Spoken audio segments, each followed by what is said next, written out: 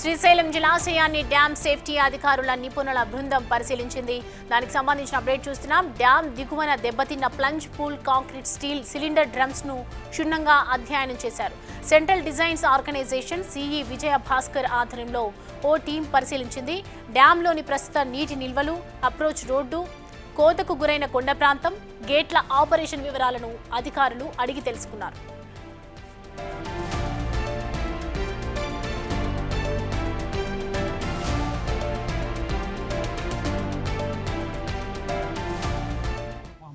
Plunge పూలు మన dam foundation వైపు పోకుండా టెంపరీ ప్రొటెక్షన్ వర్క్ కింద సిలిండర్స్ వేశారు.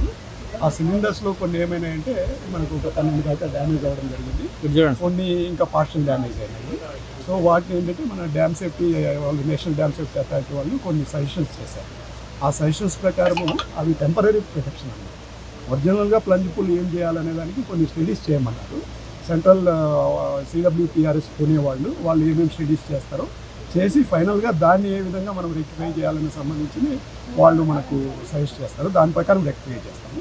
ఈ లోపల ఏంటంటే మనకు డ్యామ్కు ఫౌండేషన్స్కు వైపుకు ఈ ప్లంజ్ పూల్ ఎఫెక్ట్ పోకుండా సిలిండర్స్ ఇదివరకు ఫామ్ చేశారు. అవి కొన్ని డ్యామేజ్ అయినాయి ఓవర్ ఏ పీరియడ్. కాబట్టి వాటిని మళ్ళీ రెక్టిఫై చేసి కింద కొద్దిగా ఏమవుతుందంటే అవి కాంక్రీట్ బేస్ కవర్ అయిపోయింది. దానికి కాంక్రీట్ ఫిల్లింగ్ చేయడానికి ఏ విధంగా కావాలనేదానికి, సో ఏ లెవెల్ వరకు ఇప్పుడు అవి కవర్ అయింది అనేదానికి అండర్ వాటర్ ఫోటోగ్రఫీ అవి చేయించాలా, అవి ఇమ్మీడియట్గా స్టడీ స్టార్ట్ చేస్తారు. చేసి మనకు ఏ లెవెల్ వరకు మనకు సిలిండర్స్ ఉన్నాయి, దాని కింద ఎంత స్కవర్ అయింది పొజిషన్ తెలిస్తే దాన్ని మనం ఏ విధంగా రీప్లేస్ చేయాలి కాంక్రీట్ అనేది దాని మీద సజెస్ట్ చేస్తాం. కొన్ని ఇమ్మీడియట్గా ప్రొటెక్షన్ వర్క్స్ కొన్ని చేయమన్నారు. దానికి సంబంధించి డిజైన్ ఇష్యూస్ ఏమైనా ఉన్నాయో అని చూడడానికి వచ్చాము. ఇప్పుడు మేము చూసిందంటే ఇక్కడ అప్రోచ్ ఛానల్ మనకు రోడ్డు ఫామ్ చేయాలి. ఎందుకంటే అక్కడ మనకు టెంపరీ ప్రొటెక్షన్ వర్క్స్, ఆ సిలిండర్స్ అన్నీ కూడా కొన్ని డ్యామేజ్ అయినాయి కాబట్టి వాటిని కొద్దిగా రిప్లేస్ చేయాల్సిన పరిస్థితి ఉంది. సో దానికి కావాల్సిన మెటీరియల్ ఇవన్నిటికీ చేయడానికి ఇన్స్పెక్షన్ వెహికల్స్ వెళ్ళడానికి కూడా కావాల్సిన ఇన్స్పెక్షన్ ట్రాక్ ఉంటుంది. దానికి సంబంధించి ప్రొటెక్షన్ వర్క్స్ ఉన్నాయి. అక్కడక్కడ కొన్ని వాల్స్ డ్యామేజ్ అయినాయి.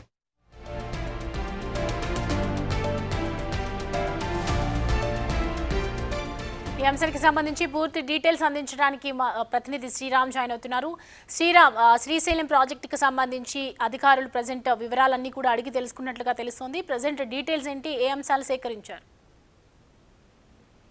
జాతీయ ప్రాజెక్ట్ అయినటువంటి శ్రీశైలం జలాశయానికి ప్లంజ్ ఫ్లూ ఎఫెక్ట్ పొంచి ఉందని నిపుణుల కమిటీ ఇటీవల విజయవాడ నుంచి వచ్చినటువంటి కమిటీ సభ్యులు తెలిసిన విషయం మనందరికీ తెలిసిందే. అయితే గతంలో 2009లో కురిసిన భారీ వర్షాలు ఏవైతే ఉన్నాయో, ఇటు ఎగువన ఉన్నటువంటి కృష్ణా తుంగభద్ర నదీ జలాలు ప్రతి సంవత్సరం వరదల రూపంలో లక్షల క్యూసెక్ల వాటర్ రావడంతో ప్రతిసారి వరదగా వెళ్లే పరిస్థితి ఉంటుంది. అయితే శ్రీశైలం డ్యామ్ సంబంధించి ఉన్నటువంటి భారీ గొయ్యి ఏదైతే ఉందో డెప్త్ దాదాపుగా 120 అడుగుల మేర ఉంటుంది. పొడవు 400 మీటర్ల వరకు కూడా ఉంటుందంటూ అధికారులు ఇటీవల వచ్చినటువంటి అధికారులు తెలిపిన పరిస్థితి. అయితే ఈ రోజు వచ్చిన సెంట్రల్ డిజైన్ ఆర్గనైజేషన్ టీం కూడా ఈ రోజు ప్లంజ్ పూల్ గుంత ఏదైతే ఉందో ఆ గుంతను ఏ విధంగా దాన్ని పుంచాలనేటటువంటి విషయం మీద స్థానికంగా ఉన్నటువంటి అధికారులను అడిగి అక్కడ ఉన్నటువంటి పరిస్థితులను తెలుసుకున్నటువంటి పరిస్థితి. అయితే ఇప్పటికీ దాదాపుగా ప్లంజ్ పూల్ యొక్క భారీ గొయ్యిని పూడ్చాలంటే దాదాపు 14 కోట్లు అవుతుందని, ఆ 14 కోట్లు అమౌంట్ ను కాదనకుండా 2 కోట్ల పైన కూడా రాష్ట్ర ప్రభుత్వం ఇప్పటికే ఆ యొక్క అమౌంట్ ను ఇతర సంస్థలకు టెండర్లను పిలిచినటువంటి పరిస్థితి. అయితే చూడాలి, ఇప్పటికే డ్యామ్ సంబంధించి భారీ గొయ్యితో పాటు ఇరు రాష్ట్రాలకు సంబంధించి 2 తెలుగు రాష్ట్రాలకి, ఏపీ తెలంగాణకు సాగునీటి అవసరాలతో పాటు విద్యుత్ అవసరాలకు ఉన్నటువంటి ఈ యొక్క ప్రాజెక్టు లెఫ్ట్ రైట్ ఉన్నటువంటి కొండలు ఏవైతే ఉన్నాయో కొండ చర్యలు కూడా రానున్న రోజుల్లో ఇరిగిపడే అవకాశాలు ఉన్నాయంటూ ఇప్పటికే ఇతర దేశాల్లో ఏ విధంగా అయితే ఈ భారీ డ్యామ్ నుంచి వచ్చే వరద ప్రవాహం ఏదైతే ఉంటుందో 6, 7, 8 గేట్ల మొదటగా ఓపెన్ చేసే క్రమంలో భారీ స్థాయిలో వాటర్ ఎగిసిపడుతూ ఉంటాయి. ఎగిసిపడినటువంటి ఫస్ట్ స్పిల్ ఏదైతే ఉంటుందో ఆ స్పిల్ మీద పడిన తర్వాత మరోసారి డై కొడుతుంది. ఆ డై కొట్టినటువంటి భాగంలోనే భారీ గొయ్యి ఉంది. ఇతర దేశాల్లో ఎలాంటి టెక్నాలజీని యూజ్ చేస్తూ ఉన్నారు, ఈ భారీ గొయ్యిని పూడ్చడానికి ఇప్పటికే ఇతర దేశాలలో కూడా ఈ అధ్యయన కమిటీ వెళ్ళినట్లుగా కూడా తెలుస్తా ఉంది. అయితే చూడాలి. ఇప్పటికే ఈ రైట్ లెఫ్ట్ కొండ చర్యలు ఏవైతే ఉన్నాయో అవి కూడా రానున్న రోజుల్లో ఈ భారీ గొయ్యి పడడంతో కొంత డ్యామ్ కు ముప్పు కలిగి ఉందంటూ కూడా ఇప్పటికే నిపుణుల కమిటీతో పాటు ఈ రోజు వచ్చినటువంటి అధికారులు కూడా కంప్లీట్ గా కేంద్రానికి నివేదిక పంపనున్నట్లయితే తెలుస్తా ఉంది.